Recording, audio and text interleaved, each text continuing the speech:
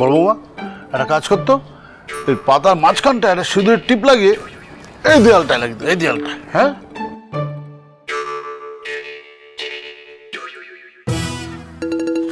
বড় বৌমা, হ্যাঁ ছোট মা। না বলছি কি বলতো, জয় যখন আসে জুতো খোলে ওইখানটা একটা হাত দেয়, ও একটু সিঁদুরের টিপ দিয়ে দাও না গো। ওখানেও দেবো ডক্টর তপন দাস? হ্যাঁ হ্যাঁ, দে দে দে, মঙ্গল হবে মঙ্গল হবে। বললেন তো। হ্যাঁ আমাকে তো তপন দাস জিজ্ঞেস করেছে, ডক্টর তপন দাস আমায় জিজ্ঞেস করেছিলেন ছেলেকে রক্ষা করার জন্য যা যা করতে হয় করতে পারবি তো। আমি বলেছিলাম নিশ্চয়ই পারবো, দরকার পড়লে বাবার থানে দণ্ডি কাটবো, মাকে সোনার চাঁদ এনে দেবো। মা হিসেবে এটাই তো তোর কর্তব্য। জানি তো, যে করেই হোক আমি আমার জয়কে ওই মেয়ের হাত থেকে মুক্ত করবই। আরে ডক্টর তপন দাস এসে গেছেন, তোমার আর কিসের চিন্তা, সব ঠিক হয়ে যাবে। এই দাঁড়াও দাঁড়াও দাঁড়াও, বলছি ডক্টর তপন দাস এইখানে না আমার ছেলে মাথা দিয়ে শোয়, মানে এই দিকটা ওর মাথাটা খুব গরম, একটু কিছু দিন না যাতে মাথাটা ঠান্ডা হয়। এক মিনিট বড় বৌমা, এইটা দিচ্ছি, এটা ওই ওর বালিশের তলায় রাখবি। জানতে চাস না এটা কি? অতি উত্তম বস্তু, ঠিক আছে? এই না না না, বলছি আপনি করে দিন না, আপনি হাত লাগালেই কার্য উদ্ধার। নিজের হাতে। বেশ বেশ। মোহট কথা, আমার ছেলের মন থেকে ওই দুষ্টু গ্রহকে সরালেই হলো ব্যাস। আমাদের কি এই ঘরে ঢোকা বারণ, মাধুরী? হ্যাঁ, মা তো বলেছে যে দিদি ভাই ছাড়া এই ঘরে কেউ ঢুকতে পারবে না, কারোর পারমিশনই নেই। আর এই যে এইটা সন্তর্পণে তুই তোর বেডরুমে তোর যে বালিশ সে বালিশের তলায় রাখবি, খুব সাবধানে, কেউ যেন না দেখে, ঠিক আছে? আর এটা তুই ওই তোর আলমারিতে যেখানে লকার আছে ওখানে রাখতে হবে, ঠিক আছে? বর্জয় দেখে না? কিচ্ছু দেখবে না, দেখানো যাবে না, কিচ্ছু বলা যাবে না, ঠিক আছে?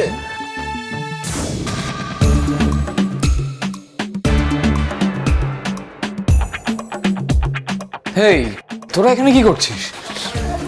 এই তো জয় চলে এসছে। তোরা এখানে করছিসটা কি? আর আমার ঘরে লুকিয়ে দাঁড়িয়ে দেখছিস কেন? শোন শোন শোন শোন, তোর ঘরে ঢোকা আমাদের সবার বারণ, ঠিক আছে? তুই একটা কাজ করতো, তুই নিজে ঢোক, ঢুকে দেখ কি হচ্ছে। আরে যা না, নিজে ঘরে নিজে ঢোক। কি বলছো? এগুলো আবার কি? সেটাই তো, যা যা আরে যা গিয়ে না, দেখ। তুমি কি বলছো? চুরি করছি। আরে ওকে আরে এসব কি হচ্ছে মা? এই তো আমার ছেলে চলে এসেছে, এই তো আমার ছেলে চলে এসেছে। আরে না না, আগে বলো এসব কি হচ্ছেটা কি? চারিদিকে এসব, আরে এটা তো আমার মেডিকেল সায়েন্সের বইটা। আমাকে দে। আমি ওখান থেকে এখানে রেখেছি কেন বলতো, ওই যে ওই জলের জায়গাটা দেখছিস ওখানে লাল নীল মাছ থাকবে, তুই ওটার দিকে তাকাবি, তোর মন একদম ভালো হয়ে যাবে। একদমই ভালো হবে না। শুভ লক্ষণ না। তাই না?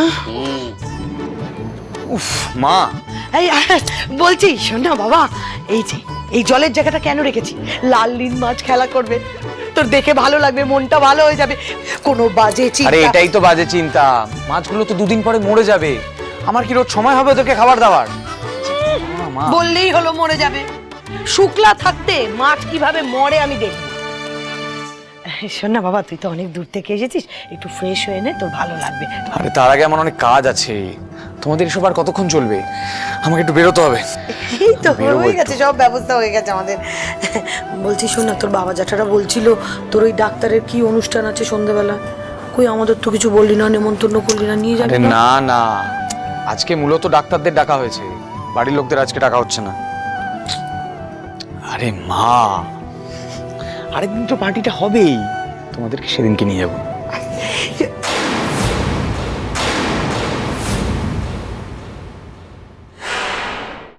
আসার পথে কি কাণ্ড জানো, গাড়ি থেকে নামতে গেছি, হোঁচট খেয়ে প্রায় হলুদের ট্রেটা পড়ে যায়। একটা ছেলে দাঁড়িয়েছিল, ঠিক সময় যদি ছেলেটা ওটা ধরে না নিত কেলেঙ্কারি হয়ে যেত, গায়ে হলুদে হতো না। বাবা কি বলছেন দিদি, কোথায় হলো এসব? আরে তোমাদের বাড়ির একদম কাছে, ভাগ্যিস ছেলেটা ছিল।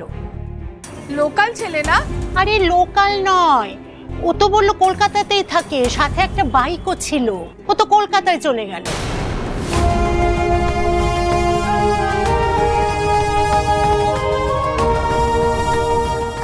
ছোট আয়, তুই গায়ে হলুদ দে।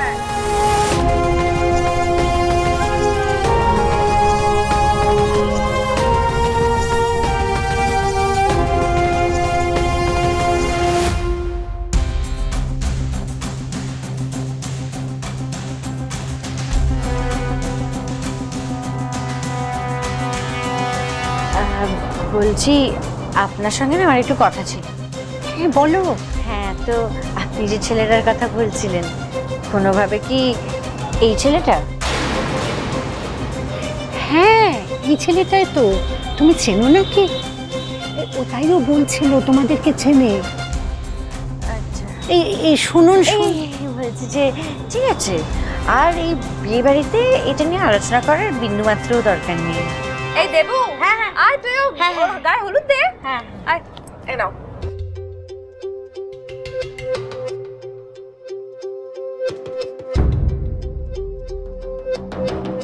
কি রে, কি কথা বলছিলিস ওনার সঙ্গে?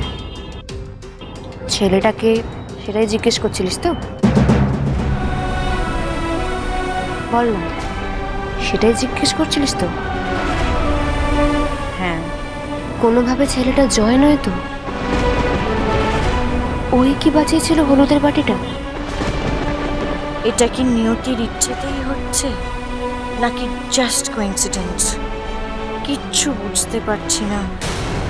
তাই জন্যই বোধহয় হলুদটা মাখানোর পর থেকে আমার একটা আলাদা ফিলিং আসছিল।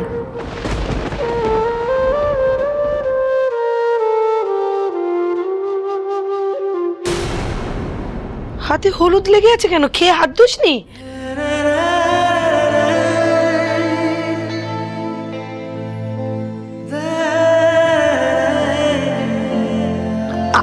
আচার খেয়েছিস তুই? আচার তো তুই খাস না, তাহলে হলুদ লাগলো কোত্থেকে?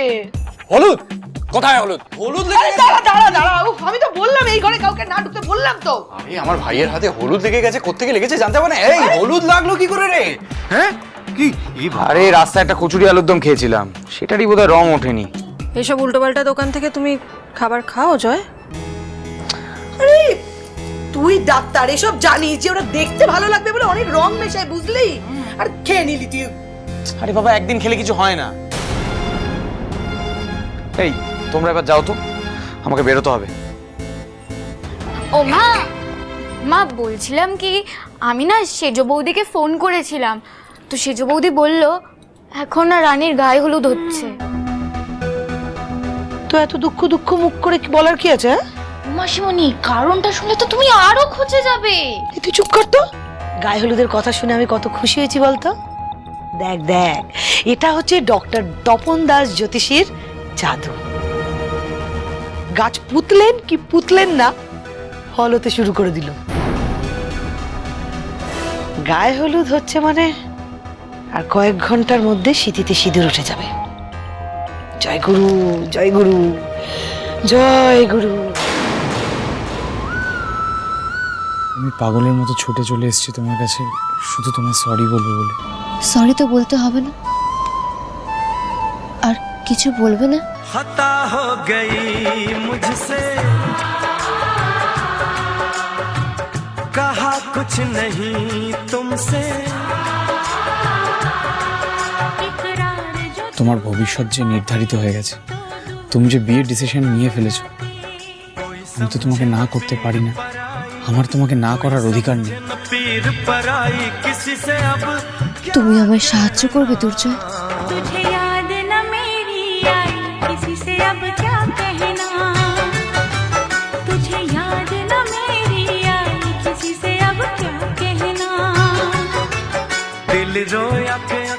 ভালোবাসো আমায়? যাও জয়। বিয়েটা এখন না করলেও পারতে রানী।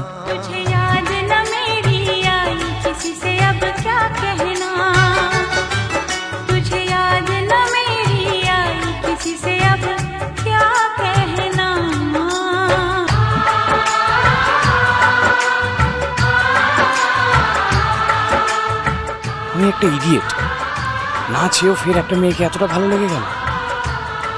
এখন রানীও কষ্ট পাচ্ছে, আমিও পাচ্ছি না। আর কোনো দিন কোনো মেয়ের সঙ্গে সম্পর্ক জড়াবো না। কখনোই না।